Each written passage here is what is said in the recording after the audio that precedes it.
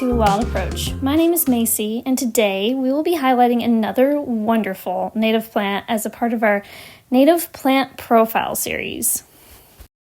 Today, it's all about American elderberry, Sambucus canadensis.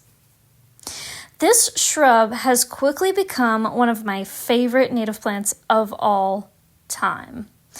It has gorgeous flowers that look like wide, flat circles of lace from a distance, and up close look like tiny stars in large clusters. They are off-white to white in color and are sure to turn heads. The form of the plant is quite charming as well, with its arching branches and lush foliage. The mature stems tend to have raised dots on them, which is a curious and whimsical addition to the winter garden.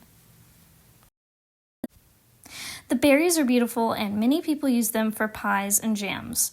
Don't eat them raw. You may not feel well if you eat them raw, just saying.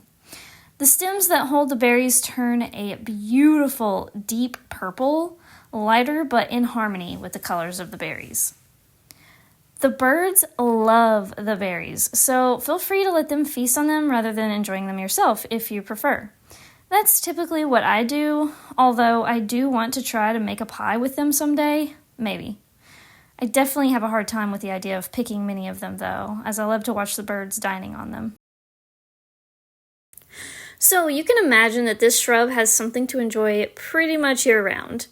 According to bonapp.org, this is the native range for this plant in the green. Does this plant grow naturally where you live? Let me know in the comments. Thanks so much for 1,200 subscribers, everyone. I really appreciate it. Now back to elderberry. Elderberry shrubs grow 5 to 12 feet tall and about the same width. American elderberry prefers full sun or partial shade. It likes clay, highly organic soil, loam, or sand. It likes acidic or neutral soil. It likes moist, well-draining soil. It can handle occasionally wet soil. It can handle some drought, but grows better with adequate moisture. It's great for coastal, mountains, or Piedmont regions. I always admired this plant, seeing it growing in the wild. In my own home garden, I planted 3 of them so far. 1 in habitat hedge garden, 1 under my black cherry tree in the rain garden, and 1 next to my patio. The one next to my patio is doing the best and growing the tallest. It's no surprise really, considering that it is right at the base of the gutter that runs down to my patio. The water runs off the patio into the soil next to it. So this elderberry shrub in particular gets a lot of the rain runoff from this part of the roof. It's loving it. The other 2 shrubs are growing differently. The one in habitat hedge is doing second best out of the 3, and it's growing in close competition with American plums, redbuds, eastern red cedar, and some herbaceous perennials. Habitat hedge garden is meant to be exactly what I named it, a habitat hedge. I planted a mix of native shrubs and trees along with herbaceous perennials around and underneath of them. I planted them extremely close together to create a thicket effect. It's one of my favorite places in the garden. It makes sense that this shrub is doing second best. It's not getting that direct downspout of water every time it rains. It's also got competition up against it.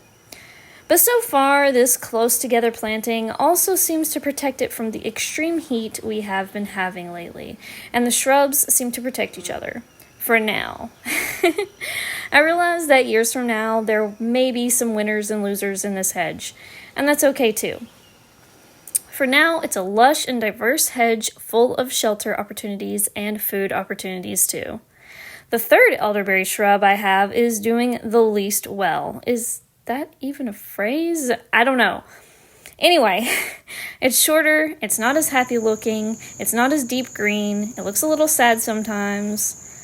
Having said that though, it did produce some berries this year. Yay! For context, this one is growing in the rain garden, near the berm edge, under a black cherry tree. This shrub is getting lots of shade from the tree in the morning, but in the evening it gets some intense sun. The The rain garden itself can get moist, but can also get very dry. It's an area that is currently getting mulched with grass clippings to prepare a spot for a new plant. It could be the shade, the tree's root competition, the inconsistent water, or the intense heat of the late afternoon and evenings, but whatever it is, this spot is not the best for American elderberry. Maybe this will give you some ideas on the best places to plant it. It may be shorter in habitat hedge, but it's still lush and full of berries.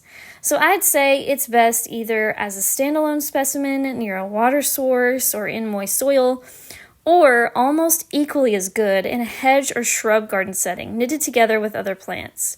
You'll get less berries in the latter, but we'll still get several of them.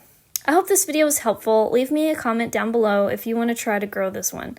Thanks for watching. Bye everyone. You all requested it and it's finally here. Reduce Your Lawn shirts are now available in my brand new merch shop.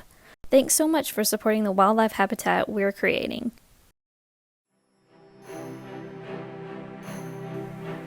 To support the channel, like the video, comment, and subscribe.